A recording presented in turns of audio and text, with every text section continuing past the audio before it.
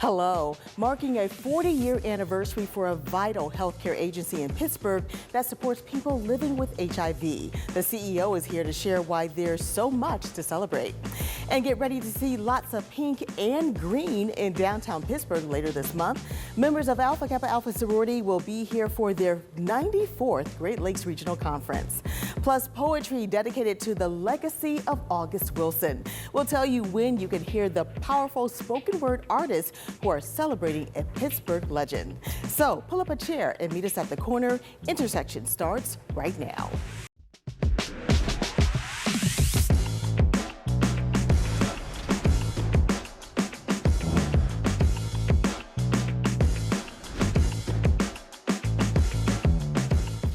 Hello, I'm Lisa Smith, the Director of Community Impact at KDKA Plus and the host of Intersections. In the last 40 years, there have been major medical breakthroughs that are giving long lives to those diagnosed with HIV. Locally, it was the Pittsburgh AIDS Task Force that was working with patients to help provide support and education. Today, they operate as allies for health and well-being, and there's a big celebration coming up to mark that 40th birthday. Here to tell us more is Mary Bakovich. She is the CEO for Allies for Health and Well-being. Thanks so much for being with us today. Thank you so much, Lisa, for the opportunity. Absolutely. Yeah. So tell us a little bit about how this all began. What was happening like 40 years ago? Obviously, the landscape was so different at that time. It was drastically different, as some of you may remember. We started out of what was known as the Pitt Men's Study. A group of volunteers from that organization rallied community members, predominantly from the LGBTQ plus community, to really rally around folks who were diagnosed with HIV and AIDS who were, at that time, terminal. Most were given maybe 2 to 3 years to live. There was so much fear and stigma. There was no known treatment, and it was certainly a lethal diagnosis back then. So Pittsburgh AIDS Task Force was designed to provide emotional and practical support for folks, as well as legal advocacy for folks who faced discrimination in housing, who lost their jobs, who couldn't get access to health care back then. So we've certainly come a long way since then. Yeah. So talk about where things are now and how the service that you provide has changed. So thankfully, through scientific and medical advancements, effective treatments really came about in the early to mid 90s, and since then have only improved. So people diagnosed with HIV/AIDS today, or I should say HIV rather than AIDS, today, who are adherent to their medicine can live a full, long life, and their life expectancy is actually the same as somebody who is not living with HIV. So our services have really evolved to meet the changing needs of those who've been diagnosed with HIV, going from helping people to die with dignity to really helping people access health care through case management, get practical support through food pantry, a housing program, transportation to and from medical appointments. We still do legal advocacy, and we opened a clinic in 2017, and we also have a pharmacy. So we really have become a home for people who are living with HIV, and by expansion for their family members and people who are HIV negative who are looking for inclusive health care. Yeah, so complete wraparound. Complete wraparound services. You can come see your doctor, your case manager, and get your prescription without ever leaving the building. Yeah. So here you are, you know, it's a 40-year mark. Yes. And you guys are doing some celebrating, right? So tell us a little bit about what you're doing. I think you've had a couple of events already, right? Right. So this is what I call a 3-event culminating in a big birthday party. So we started initially every year for the past 20 years or so. We have honored volunteer in the community who has really made advocating for HIV part of their daily living. And that has been known as the Carrie Stoner Award. Carrie Stoner was one of our original volunteers. He was our first executive director and really devoted his life to HIV/AIDS advocacy. So we awarded that at a brunch to Michael Hellman. And then that was followed up by a celebration of our Bright Young People, who represent a constellation of young folks who are really working in the community to reduce stigma, to advance the cause of people in the LGBTQ plus community. I think we're seeing some of the pictures from that event. Oh, okay, great. And then culminating in what we're calling our 40th birthday, 40th anniversary celebration, which will be at the Roxanne on April 11th. Yeah, and I think the theme is partying like it's 1985? Correct, correct, which was the year I graduated high school, so I remember that distinctly, for better or worse. But yes, it'll be a full-on 80s party modeled after the Danceteria in New York, which was frequented by legends like Madonna and Cyndi Lauper and some of the British rock bands. So we're super excited to have about 300 guests join us at a 3-story celebration. Yeah, we'll have all 3 floors decked out. Yeah. How important is it to mark this milestone year in helping people live with HIV? So thank you for asking that, Lisa. It is super important for us to be marking this milestone, both because it's kind of bittersweet. We were hoping we wouldn't have to be here, that there would be a cure for HIV, but as we know, HIV and viruses are pretty tricky and mutate quickly. So while we don't have a cure, we do have effective treatments, and we want to celebrate that. We also want to destigmatize HIV, that there is no fear or shame that needs to be associated with the virus. And having a big celebration with lots of loud media coverage and things like that really helps us tell the community that HIV is a chronic illness, just like every other chronic illness, and that you don't need to be afraid or feel shame around it. Yeah. The thing that's also interesting is the medical research that was connected to HIV. You were telling me was also instrumental in finding treatment for COVID. The vaccine for COVID, correct. Like understanding viruses and how viruses mutate and how viruses act was underpinning of a lot of the research around COVID, and made, instead of starting from square one, they could start from square two in developing the mRNA vaccines for COVID, yes. Yeah. Well, we want to make sure that people have all that information again for, when this is happening and where to go. And what's that date one more time? April 11th at the Roxanne Theater in McKees Rocks. All right, and I think we have the information on your screen where they can go to your website to learn a lot more. Absolutely, alliespgh.org. All right, thank you so much, Mary, for being with us. We appreciate it. It's our pleasure, and thank you so much for having us. All right. Well, coming up, sorority members from 5 states will be in Pittsburgh soon, and they'll be pretty hard to miss. Intersections, we'll be right back.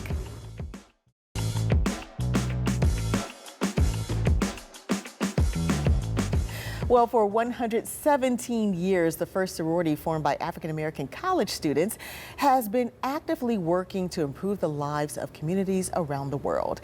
And later this month, a few thousand members of the service organization will be in Pittsburgh for their annual Alpha Kappa Alpha Great Lakes Regional Conference. Joining us is Great Lakes Regional Director Gwendolyn Kirtley, and thanks so much for being with us today. We appreciate it. Thank you, Lisa. Thank you for having me. Absolutely. So tell us a little bit about Alpha Kappa Alpha, what the sorority does, and kind of some of the service that the sorority does. Okay, so first of all, we were established in 1908, January 15th, 1908 at Howard University. We are the first, Black sorority, female sorority. Yeah. And so that was started in Washington, D.C. And so I know that sorority does a lot of different program initiatives based on kind of like the national profile. So what are some of those areas that like people might see sorority members working on different projects? Okay, so first of all, our theme is service to all mankind. So we're always in the business of being a service in the community. So some of the things that we work on is advocate for social justice, strengthening our families, enhancing our environments, of course, sisterhood, and uplifting our families. Yeah. So the Great Lakes region, right? I think you guys have been around for 100 years, is that right? Yeah, that's absolutely correct. Yeah, so tell us about what is coming up with this conference, what people will see. You know, it's the 94th year conference. So what will people see? Okay, so good question. Listen, we're looking to paint Pittsburgh pink and green. We're bringing in approximately 2,600 young ladies from 10 different regions, actually, different regional directors coming in from the 10 different regions. Great Lakes is composed of 5 states. So we represent Ohio, Western Pennsylvania, Western New York, West Virginia, and Michigan. So we're going to be excited to be here in Pittsburgh. Yeah, I know a lot of times when like these conferences come to town, there's like an economic impact. Do you think that, you know, the members are going to leave some green when they come here? Absolutely. I think that the last conference, it was like almost 3 million. Oh, wow. Economic impact to the city. Yeah. So even though I know the conference is really for the members, I'm a member, I should say. Yes, you are. The conference is for the members, but there are some things that the public will see, right? So like I know there's a public meeting usually. So what will the public meeting kind of entail this year? Okay, so normally during the public meeting, we recognize people in the community who have done an outstanding job in uplifting the community, or members or people who have filled some of the initiatives that I mentioned earlier. So we will be recognizing, I think there's 4 in Pittsburgh that we'll be recognizing for awards. Yeah. And appreciation, I might add. And then I think there's a step show usually. There is a step show, and the public is welcome to attend the step show, and it is remarkable. It's entertainment, you'll see members stepping, and maybe some of the community people as well. Yeah. Is the conference kind of, I know it's a chance for the members to kind of meet and kind of go through things that they have to talk about for the sorority, but what is the feeling that people get when they come to the conference? So you're talking about the individuals? The individuals, yeah. So basically, it's educational for us. We come together and talk about policies, procedures. We educate our members on things that are going on in the communities, and we create a pipeline for leadership. And there's also, it's almost like a reunion in a sense too, would you say? It is, because you have all these college-educated women coming together. I mean, some as young as 2023 or 2024, and then some dating back to 1965, 1959. So you have members that are coming together that's been in the organizations, some at the age of 100 will be present. Yeah. I mean, and that's the thing about, you know, the Black Greek organizations is the membership is not just college. It's lifelong. Yeah. It's lifelong. Yeah.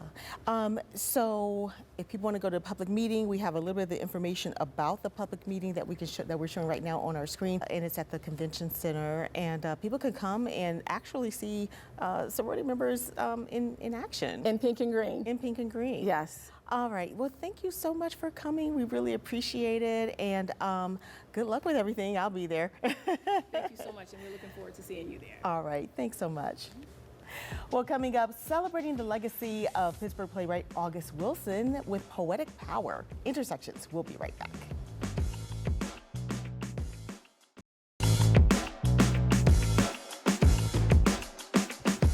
Well, this month, August Wilson would have turned 80 years old. And this year, the August Wilson African American Cultural Center will focus its annual Poetry Unplugged on the Pittsburgh Pulitzer Prize-winning playwright. It's called Always August and will feature an all-star lineup of artists and performers. Orlando Watson is the Senior Director of Programming for the August Wilson African American Cultural Center. Thanks so much for being with us today. Appreciate you having me. Appreciate the time. Thank you. Absolutely. So tell us a little bit about Poetry Unplugged. You know, I know it's been around for a few years now, and it's an annual event, right? It's an annual event. Poetry Unplugged was founded and created by Janice Burley. as well as Dr. Mahogany Brown, who's a poet laureate of New York. And they started this in 2016. And every year, ever since, we've been chugging along. Yeah. So how has that growth happened? Is it just people have wanted to come and hear from poets? For sure. Poetry is the fabric of American history, if you ask me. Poetry, jazz, all Black American arts, and we want to celebrate and highlight the most, prolific voices at the August Wilson Center, because where else? Yeah.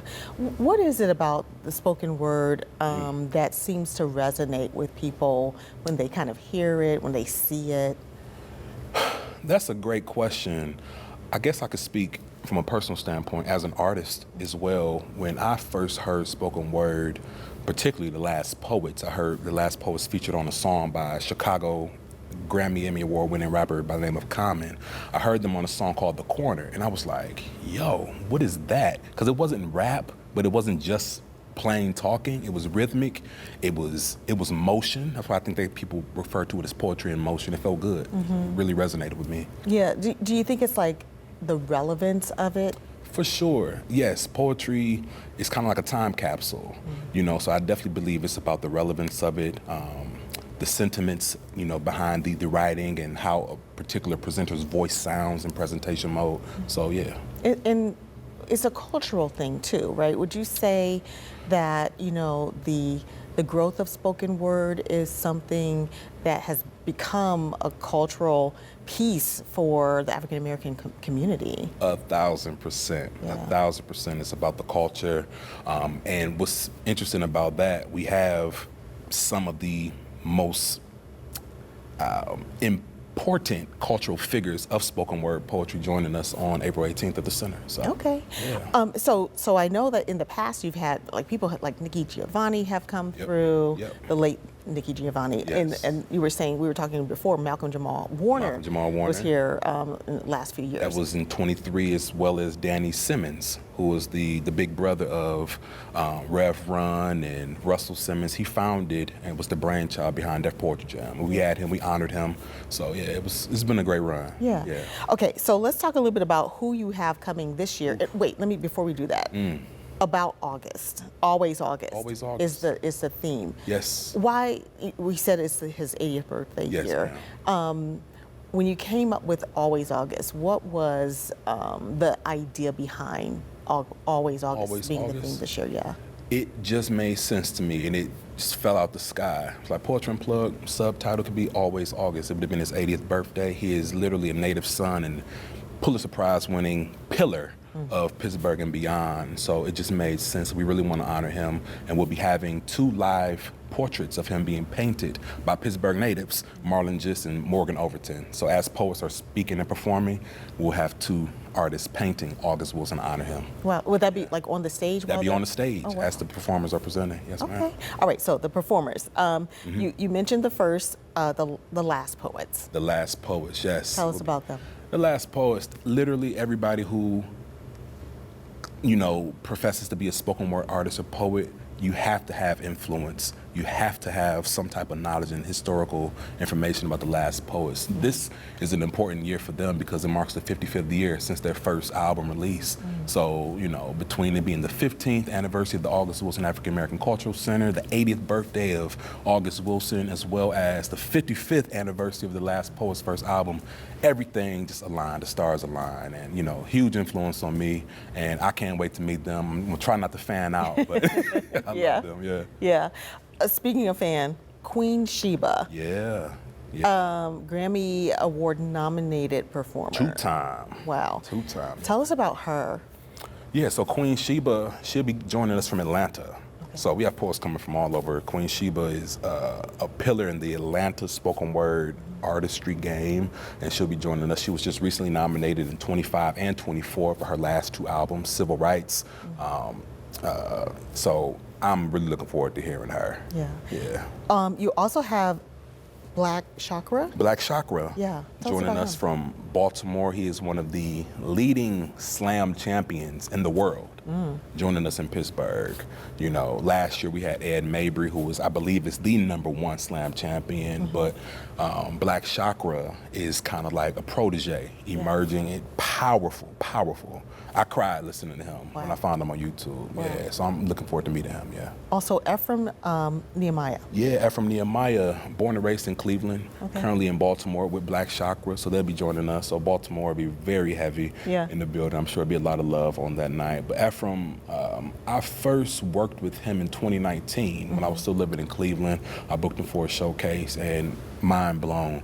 He's humorous, he could be romantic, civil, you know, so he covers a lot of broad spectrums as far as writing is concerned. Yeah. Yex? Yex will be joining us specifically to do a tribute to the last poets. Oh. So she wrote something custom, which you just got to be there to hear it. Wow. Yeah, so we'll be presenting the last poets with the Arts Advocacy Award. Oh, okay. Yes, ma'am. Great. Jasmine Mans? Jasmine Mans, one of the foremost contemporary poets in the spoken word industry out of New Jersey. And I've been studying Jasmine's work since 2010. And she's incredible. So, you know, you talk about all of these artists who are coming to Pittsburgh for this event. Yes, what does it mean to have something of this caliber here? It means quite a lot, if you ask me. I'm not saying this because I curated it. However, I think this is the leading spoken word poetry event in the country. I've looked, and the lineup is just incomparable. We have the privilege of hosting the leading artists and legends such as the last poets to emerging talents such as Ephraim Nehemiah and Yex. So, incomparable, So we want to show everybody again when this is happening. It is Friday, April 18th. Yeah, Friday, April 18th. At the African American, at the August Wilson African American Cultural Center. Starts at 7 o'clock, and there's more information if you go to awaacc.org/event. You'll find all the information you need. Thank you so much, Orlando, for coming and sharing. And it sounds like a great event. Yes. Don't miss it. Don't miss it. Thank you. All right. Thanks so much. And I'll have my last word when we come back.